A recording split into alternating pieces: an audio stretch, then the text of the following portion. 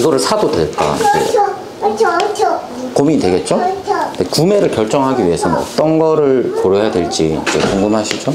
우선 저희처럼 이제 이런 걸 업으로 하시는 분들이 아니고 일반적인 분들이니까 쉽게 판단할 수 있는 부분도 살펴보는 게 좋을 것 같아요.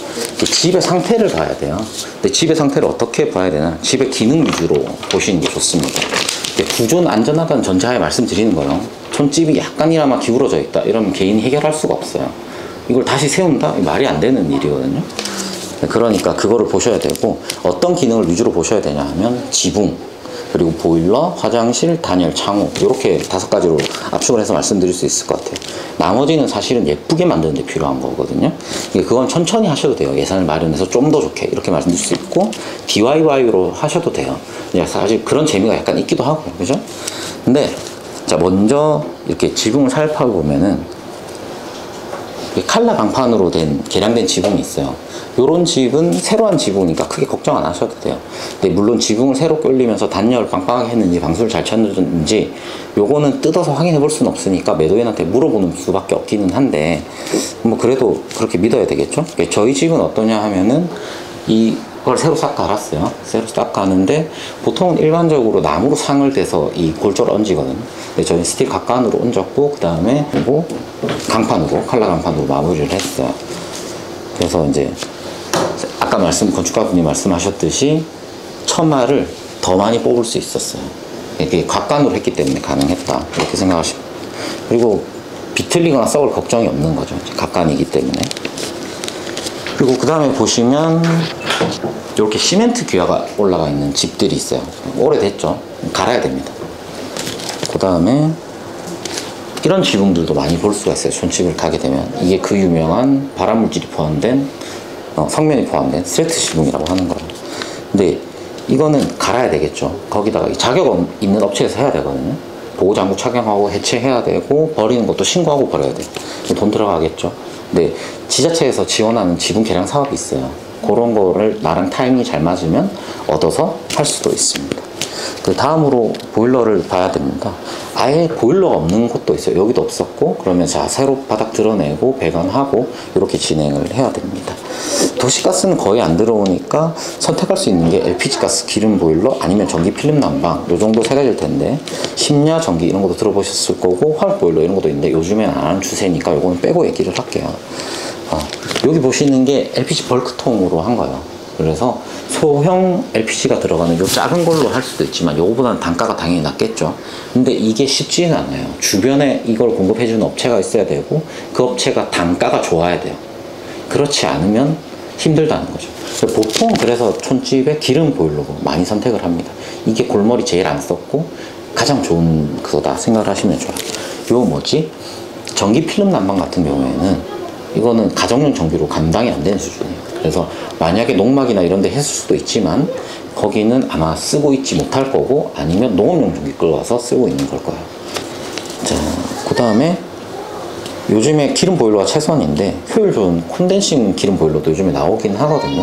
근데 이게 세컨하우스에는 좀 어울리지가 않아요. 왜냐하면 자주 비워두는 데기 때문에 이게 작동을 시키면 어떻게 되냐면 응축수가 나와서 물이 떨어지거든요. 그러면 이게 비워뒀을 때 얼거나 이렇게 하면 답이 없어요. 그래서 조절할 수 없기 때문에 그냥 일반 기름 보일러를 사용하시는 게 낫다 이렇게 말씀을 드릴 수 있습니다. 그리고 외부에서 인터넷으로 제어가 되는 제품을 추천을 드리는데, 왜냐하면 세컨하우스이기 때문에 비워두고 오는 시간이 많죠. 이게 한파에 동파되거나 이렇게 됐을 때 그런 뉴스가 들린다, 너무 춥다더라 이러면 보일러를 그냥 돌려버리면 되거든요. 그게 훨씬 낫다 이렇게 생각이 되네요. 저희도 그래서 그걸로 설치를 했어요. 그리고 화장실은 거의 그대로 못 쓸 상태일 거예요. 이게 단독주택은 아파트하고 좀 달라요. 굉장히 춥고 굉장히 덥습니다. 왜냐하면 단열이 아무리 잘 돼 있다고 해도 위아래 양옆이 같이 난방하고 냉방하는 이런 보호막이 있는 집이 아니거든요.